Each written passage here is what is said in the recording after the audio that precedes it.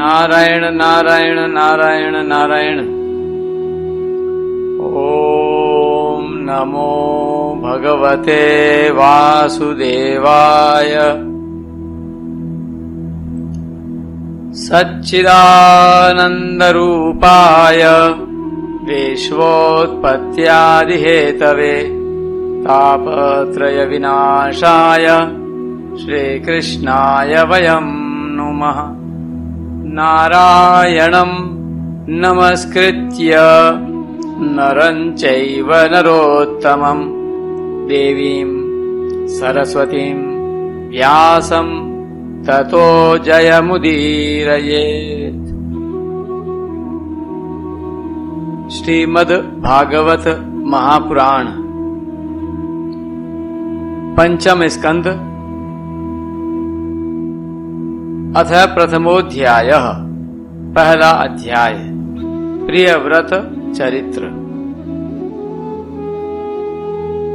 राजा परीक्षित ने पूछा, मुने, महाराज प्रियव्रत तो बड़े भगवत भक्त और आत्माराम थे, उनकी गृहस्थाश्रम में कैसे रुचि हुई, जिसमें फंसने के कारण मनुष्य को अपने स्वरूप की विस्मृति होती है और वह कर्म बंधन में बंध जाता है।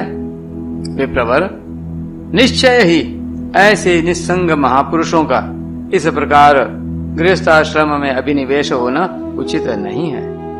इसमें किसी प्रकार का संदेह नहीं कि जिनका चित्त पुण्य कीर्ति श्री हरि के चरणों की शीतल छाया का आश्रय लेकर शांत हो गया है, उन महापुरुषों की कुटुंब आदि में कभी आसक्ति नहीं हो सकती। ब्राह्मण, मुझे इस बात का बड़ा संदेह है कि महाराज प्रियव्रत ने स्त्री, घर, पुत्र आदि में आसक्त रहकर भी किस प्रकार सिद्धि प्राप्त कर ली और क्यों कर उनकी भगवान श्री कृष्ण में अविचल भक्ति हुई। श्री सुखदेव जी ने कहा, राजन, तुम्हारा कथन बहुत ठीक है।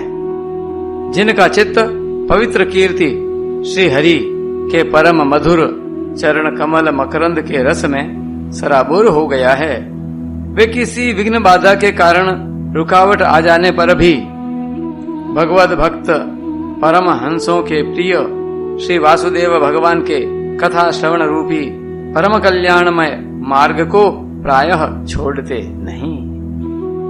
राजन, राजकुमार प्रियव्रत बड़े भगवत भक्त थे। श्री नारद जी की चरणों की सेवा करने से उन्हें सहज ही में परमार्थ तत्व का बोध हो गया था। वे ब्रह्म सत्र की दीक्षा, निरंतर ब्रह्माभ्यास में जीवन बिताने का नियम लेने वाले ही थे कि उसी समय उनके पिता स्वयंभुव मनु ने उन्हें पृथ्वी पालन के लिए शास्त्र में बताए हुए सभी श्रेष्ठ गुणों से पूर्णतया संपन्न देख राज्य शासन के लिए आज्ञा दी। अतः पिता की आज्ञा किसी प्रकार उल्लंघन करने योग्य न होने पर भी यह सोचकर कि राज्याधिकार पाकर मेरा आत्म स्वरूप स्त्री, पुत्र आदि असत प्रपंच से आच्छादित हो जाएगा तो राज्य और कुटुंब की चिंता में फंसकर मैं परमार्थ तत्व को प्रायः भूल जाऊंगा। उन्होंने उसे स्वीकार न किया। आदिदेव स्वयंभू भगवान ब्रह्मा जी को तो निरंतर इस गुणमय प्रपंच की वृद्धि का ही विचार रहता है। वे सारे संसार के जीवों का अभिप्राय जानते रहते हैं। जब उन्होंने प्रियव्रत की ऐसी प्रवृत्ति देखी तब वे मूर्तिमान चारों वेद और मरीचि आदि पार्षदों को साथ लिए अपने लोक से उतरे। आकाश में जहाँ तहाँ विमानों पर चढ़े हुए इंद्र आदि प्रधान देवताओं ने उनका पूजन किया तथा मार्ग में टोलियां बांधकर आए हुए सिद्ध, गंधर्व, साध्य, चारण और मुनिजन ने स्तवन किया। इस प्रकार जगह जगह आदर सम्मान पाते वे साक्षात नक्षत्रनाथ चंद्रमा के समान गंधमादन की घाटी को प्रकाशित करते हुए प्रियव्रत के पास पहुँचे। प्रियव्रत को आत्मविद्या का उपदेश देने के लिए वहाँ नारद जी भी आए हुए थे। ब्रह्मा जी के वहाँ पहुँचने पर उनके वाहन हंस को देखकर देवर्षि नारद जान गए कि हमारे पिता भगवान ब्रह्मा जी पधारे हैं। अतः वे स्वयंभू मनु और प्रिय व्रत के सहित तुरंत खड़े हो गए और सबने उनको हाथ जोड़कर प्रणाम किया। परीक्षित नारद जी ने उनकी अनेक प्रकार से पूजा की और सुमधुर वचनों में उनके गुण और अवतार की उत्कृष्टता का वर्णन किया। तब आदि पुरुष भगवान ब्रह्मा जी ने प्रिय व्रत की ओर मंद मुस्कान युक्त दया दृष्टि से देखते हुए इस प्रकार कहा।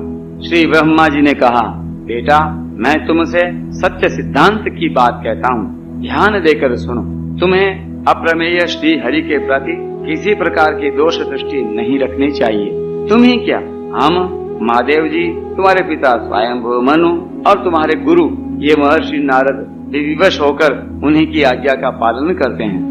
उनके विधान को कोई भी देहधारी न तो तप, विद्या, योग बल या बुद्धि बल से, न अर्थ या धर्म की शक्ति से और न स्वयं या किसी दूसरे की सहायता से ही टाल सकता है। प्रियवर, उसी अव्यक्त ईश्वर के दिए हुए शरीर को सब जीव जन्म, मरण, शोक, मोह, भय और सुख दुख का भोग करने तथा कर्म करने के लिए सदा धारण करते हैं।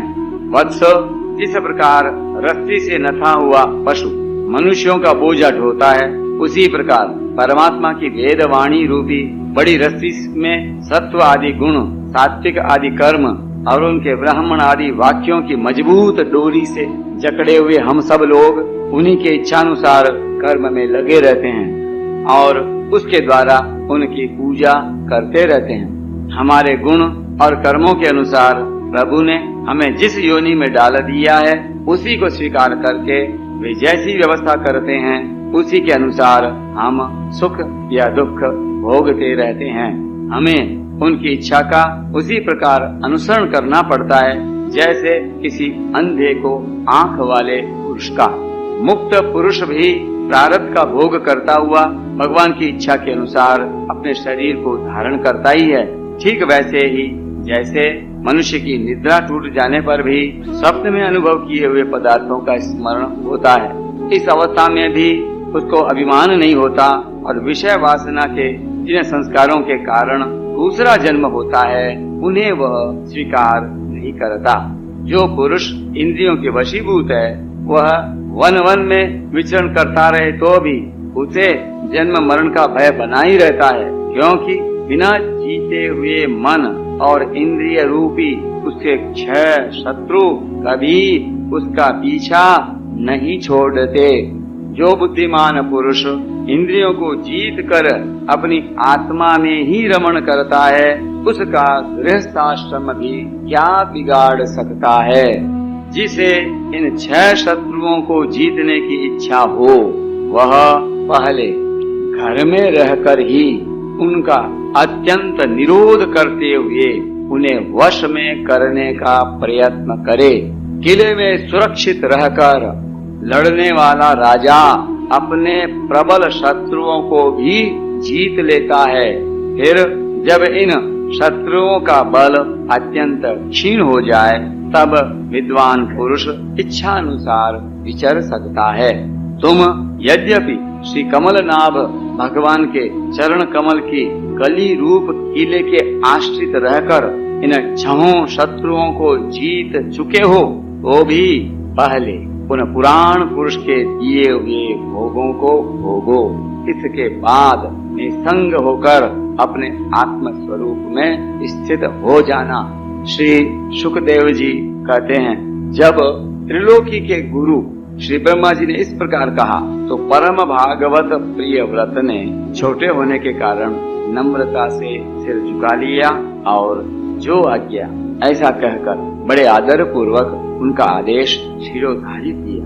तब स्वयंभू मनु ने प्रसन्न होकर भगवान ब्रह्मा जी की विधिवत पूजा की। इसके पश्चात वे मन और वाणी के अविषय अपने आश्रय तथा सर्व व्यवहारातीत परब्रह्म का चिंतन करते हुए अपने लोक को चले गए। इस समय प्रियव्रत और नारद जी सरल भाव से उनकी ओर देख रहे थे। मनु जी ने इस प्रकार ब्रह्मा जी की कृपा से अपना मनोरथ पूर्ण हो जाने पर देवर्षि नारद की आज्ञा से प्रियव्रत को संपूर्ण भूमंडल की रक्षा का भार सौंप दिया और स्वयं विषय रूपी विषैले जल से भरे हुए गृहस्थाश्रम रूपी दुस्तर जलाशय की भोगेच्छा से निवृत्त हो गए। अब पृथ्वीपति महाराज प्रियव्रत भगवान की इच्छा से राज्य शासन के कार्य में नियुक्त हुए, जो संपूर्ण जगत को बंधन से छुड़ाने में अत्यंत समर्थ हैं। उन आदि पुरुष श्री भगवान के चरण युगल का निरंतर ध्यान करते रहने से यद्यपि उनके राग आदि सभी मल नष्ट हो चुके थे और उनका हृदय भी अत्यंत शुद्ध था, तथापि बड़ों का मान रखने के लिए वे पृथ्वी का शासन करने लगे। तदनंतर उन्होंने प्रजापति विश्वकर्मा की पुत्री बर्हिष्मति से विवाह किया।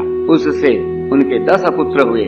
वे सब उन्हीं के समान शीलवान, गुणी, कर्मनिष्ठ, रूपवान और पराक्रमी थे। उनसे छोटी ऊर्जस्वती नाम की एक कन्या भी हुई। पुत्रों के नाम आग्नेत्र, इदमजिह्व, यज्ञबाहु, महावीर, हिरण्यरेता, घृतपृष्ठ, सवन, मेधातिथि, वीतिहोत्र और कवि थे। ये सब नाम अग्नि के भी हैं। इनमें कवि, महावीर और सवन ये 3 नैष्ठिक ब्रह्मचारी हुए। इन्होंने बाल्यावस्था से आत्मविद्या का अभ्यास करते हुए अंत में संन्यास आश्रम ही स्वीकार किया। इन निवृत्ति परायण महर्षियों ने संन्यास आश्रम में ही रहते हुए समस्त जीवों के अधिष्ठान और भवबंधन से डरे हुए लोगों को आश्रय देने वाले भगवान वासुदेव के परम सुंदर चरणार बिंदुओं का निरंतर चिंतन किया। उससे प्राप्त हुए अखंड एवं श्रेष्ठ भक्ति योग से उनका अंतःकरण सर्वथा शुद्ध हो गया और उसमें श्री भगवान का आविर्भाव हुआ। तब देहादि उपाधि की निवृत्ति हो जाने से उनकी आत्मा की संपूर्ण जीवों के आत्मभूत प्रत्येक आत्मा में एक ही भाव से स्थिति हो गई। महाराज प्रियव्रत की दूसरी भार्या से उत्तम, तामस और रैवत ये 3 पुत्र उत्पन्न हुए, जो अपने नाम वाले मनवंतरों के अधिपति हुए। इस प्रकार कवि आदि 3 पुत्रों के निवृत्ति परायण हो जाने पर राजा प्रियव्रत ने 11 अर्बुद वर्ष तक पृथ्वी का शासन किया। जिस समय वे अपनी अखंड पुरुषार्थमयी और वीर्यशालिनी भुजाओं से धनुष की डोरी खींचकर टंकार करते थे, उस समय डर के मारे सभी धर्मद्रोही न जाने कहाँ छिप जाते थे। प्राणप्रिया बर्हिष्मति के दिन दिन बढ़ने वाले आमोद प्रमोद और अभ्युत्थान आदि क्रीड़ाओं के कारण तथा उसके स्त्री जनोचित हाव भाव, लज्जा से संकोचित मंद हास्य युक्त चितवन और मन को भाने वाले विनोद आदि से महामना प्रियव्रत विवेकहीन व्यक्ति की भांति आत्म विस्मृत से होकर सब भोगों को भोगने लगे, किंतु वास्तव में ये उनमें आसक्त नहीं थे। एक बार इन्होंने जब ये देखा कि भगवान सूर्य सुमेरु की परिक्रमा करते हुए लोकालोक पर्यंत पृथ्वी के जितने भाग को आलोकित करते हैं, उसमें से आधा ही प्रकाश में रहता है और आधे में अंधकार छाया रहता है, तो उन्होंने इसे पसंद नहीं किया। तब उन्होंने यह संकल्प लेकर कि मैं रात को भी दिन बना दूंगा, सूर्य के समान ही वेगवान एक ज्योतिर्मय रथ पर चढ़कर द्वितीय सूर्य की ही भांति उनके पीछे पीछे पृथ्वी की 7 परिक्रमाएं कर डाली। भगवान की उपासना से इनका अलौकिक प्रभाव बहुत बढ़ गया था। उस समय इनके रथ के पहियों से जो लीकें बनी वे ही 7 समुद्र हुए। उनसे पृथ्वी में 7 द्वीप हो गए। उनके नाम क्रमशः जम्बू, लक्ष, शाल्मली, कुश, क्रौंच, शाक और पुष्कर द्वीप हैं। इनमें से पहले पहले की अपेक्षा आगे आगे के द्वीप का परिमाण दूना है। और ये समुद्र के बाहरी भाग में पृथ्वी के चारों ओर फैले हुए हैं। 7 समुद्र क्रमशः खारे जल, ईख के रस, मदिरा, घी, दूध, मट्ठे और मीठे जल से भरे हुए हैं। ये 7 द्वीपों की खाइयों के समान हैं और परिमाण में अपने भीतर वाले द्वीप के बराबर हैं। इनमें से एक एक क्रमशः अलग अलग 7 द्वीपों को बाहर से घेर कर स्थित हैं। इनका क्रम इस प्रकार समझना चाहिए। पहले जम्बू द्वीप है, उसके चारों ओर क्षार समुद्र है, वह लक्षद्वीप से घिरा हुआ है। उसके चारों ओर ईख के रस का समुद्र है, उसे शाल्मली द्वीप घेरे हुए है। उसके चारों ओर मदिरा का समुद्र है। फिर कुश द्वीप है, वह घी के समुद्र से घिरा हुआ है। उसके बाहर क्रौंच द्वीप है, उसके चारों ओर दूध का समुद्र है। फिर शाक द्वीप है, उसे मट्ठे का समुद्र घेरे हुए है। उसके चारों ओर पुष्कर द्वीप है, वह मीठे जल के समुद्र से घिरा हुआ है। बर्हिष्मति पति महाराज प्रियव्रत ने अपने अनुगत पुत्र आग्निध्र, इद्मजिह्व, यज्ञबाहु, हिरण्यक्रेता, घृतपृष्ठ, मेधातिथि और वीतिहोत्र में से क्रमशः एक एक को उक्त जम्बू आदि द्वीपों में से एक एक का राजा बनाया। उन्होंने अपनी कन्या ऊर्जस्वती का विवाह शुक्राचार्य जी से किया। उसी से शुक्र कन्या देवयानी का जन्म हुआ। राजन, जिन्होंने भगवत चरणारविंदों की रज के प्रभाव से शरीर के भूख प्यास, शोक मोह और जरा मृत्यु इन 6 गुणों को अथवा मन के सहित 6 इंद्रियों को जीत लिया है, उन भगवत भक्तों का ऐसा पुरुषार्थ होना कोई आश्चर्य की बात नहीं है, क्योंकि वर्ण बहिष्कृत चांडाल आदि नीच योनि का पुरुष भी भगवान के नाम का केवल एक बार उच्चारण करने से तत्काल संसार बंधन से मुक्त हो जाता है। यन्नाम ध्येय मधुना स जहाति बंधम।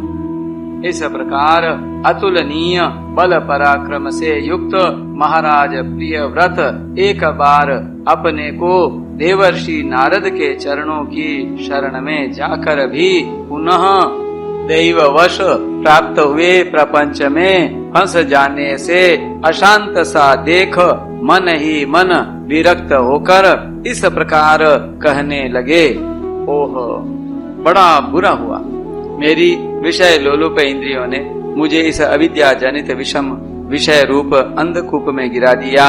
बस बस बहुत हो लिया। हाय, मैं तो स्त्री का क्रीड़ा मृग ही बन गया। उसने मुझे बंदर की भांति नचाया। मुझे धिक्कार है, धिक्कार है। इस प्रकार उन्होंने अपने को बहुत कुछ बुरा भला कहा। परमाराध्य श्री हरि की कृपा से उनकी विवेक वृत्ति जागृत हो गई। उन्होंने यह सारी पृथ्वी यथा योग्य अपने अनुगत पुत्रों को बांट दी और जिसके साथ उन्होंने तरह तरह के भोग भोगे थे, उस अपनी राज रानी को साम्राज्य लक्ष्मी के सहित मृत देह के समान छोड़ दिया तथा हृदय में वैराग्य धारण कर भगवान की लीलाओं का चिंतन करते हुए उसके प्रभाव से श्री नारद जी के बतलाए हुए मार्ग का पुनः अनुसरण करने लगे। महाराज प्रियव्रत के विषय में निम्नलिखित लोकोक्ति प्रसिद्ध है। राजा प्रियव्रत ने जो कर्म किए उन्हें सर्वशक्तिमान ईश्वर के सिवा और कौन कर सकता है। उन्होंने रात्रि के अंधकार को मिटाने का प्रयत्न करते हुए अपने रथ के पहियों से बनी हुई लीकों से ही 7 समुद्र बना दिए। प्राणियों के सुविधे के लिए, जिससे उनमें परस्पर झगड़ा न हो, द्वीपों के द्वारा पृथ्वी के विभाग किए और अनेक और प्रत्येक द्वीप में अलग अलग नदी, पर्वत और वन आदि से उसकी सीमा निश्चित कर दी। वे भगवत भक्त नारद आदि के प्रेमी भक्त थे। उन्होंने पाताल लोक के, देवलोक के, मर्त्य लोक के तथा कर्म और योग की शक्ति से प्राप्त हुए ऐश्वर्य को भी नरक तुल्य समझा था। नारायण नारायण नारायण नारायण।